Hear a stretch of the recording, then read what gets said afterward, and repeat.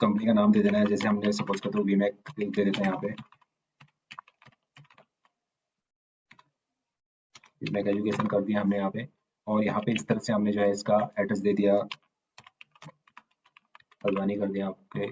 और देखो ऐसा इसमें हर चीज़ मैंडेटरी नहीं है, आप लेकिन स्टेट यहाँ पे आपने जरूर मैंडेटरी डालना है, क्योंकि स्टेट के बगैर आपका जीएसटी रहेगा, क्योंकि आपका स्टेट के अकॉर्डिंग टू ही जो है आपका जीएसटी नंबर अलॉटमेंट हुआ है। तो स्टेट डालना बहुत जरूरी है। इंडिया डाल दिया आपने, पिन कोड आपने यहाँ पे डाल सकते हैं।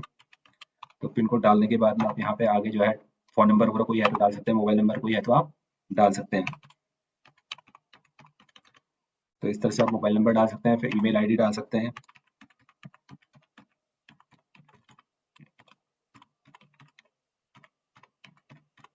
तो इस तरह से जो है आप ईमेल आईडी आपने डाल दिया। तो यहाँ पे जो ऑप्शन, अब यहाँ पे फाइनेंशियल ईयर बिगिनिंग फ्रॉम और बुक बिगिनिंग फ्रॉम, ये चीज को आपको थोड़ा ध्यान देना, क्योंकि फाइनेंशियल ईयर आपको पता है जैसे कि 1 अप्रैल से जो है आपका 31 मार्च तक जो है आपका फाइनेंशियल ईयर होता है। तो यहाँ पे जो बुक्स है आपका, बुक्स मेंटेनेंस, कई बार क्या होता है कंपनी जो है, कई लोग अगस्त से कंपनी को शुरू करते हैं या सितंबर से कंपनी रजिस्टर कराते हैं।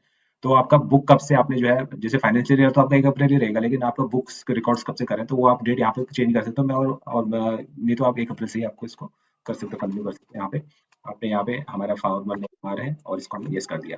तो सिंपली जो है यहाँ पे अब हमारी कंपनी क्रिएट हो गई है। तो यहाँ पे आपने मेंटेन अकाउंट्स, और ये जो है आपका ये ऑप्शन है, यहाँ पे जीएसटी आपने इनेबल करना है इसमें। और जीएसटी टाइप देखो यहाँ पे जीएसटी रजिस्टर, देखो आप पहले क्या था आपका जो है F11 F12 कॉन्फ़िगरेशन आपको ऑन करना पड़ता है, वहां जाके फिर आपने वो करते, तो यहाँ पे सिंपली आप जो है डायरेक्टली जब स्टार्टिंग में वो करते हो तो यहाँ पे आपने जीएसटी इसमें यहाँ पे कंपोजिशन है या रेगुलर है, ये सब चीजों के बारे में बाद में मैं आपको बनाऊंगा। बस सिंपली आपको मैंने ये बताया कि आज की क्लास में जो है किस तरह से जो है आपने जो है टैली को इजीली इंस्टॉल करना है, क्या कॉन्फ़िगरेशन करना है। तो कॉन्फ़िगरेशन आपको पता ही चल गया है कि किस तरह से आपका टैली का कॉन्फ़िगरेशन है।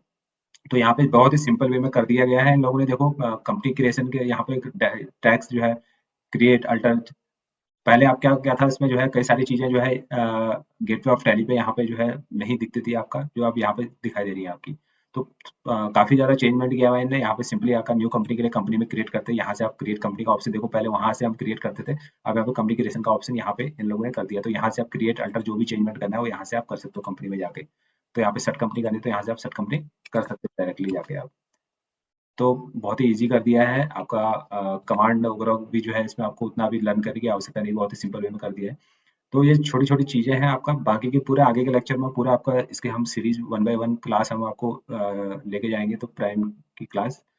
तो आप पहले अपने कंप्यूटर लैपटॉप में इसको इंस्टॉल कीजिए। 64 बिट आपका, फिर बता रहा हूँ, लैपटॉप या डेस्कटॉप आपका जो है 64 बिट ऑपरेटिंग सिस्टम होना चाहिए, मिनिमम जो है 2 जीबी उसमें रैम होना चाहिए। तो आपका ये प्राइम इज़िली इंस्टॉल हो जाएगा, और फिर आप हमारी क्लास में फिर बने रहें, और आपको स्टेप बाय स्टेप आपको हम इसको सिखाएँगे आपको। धन्यवाद।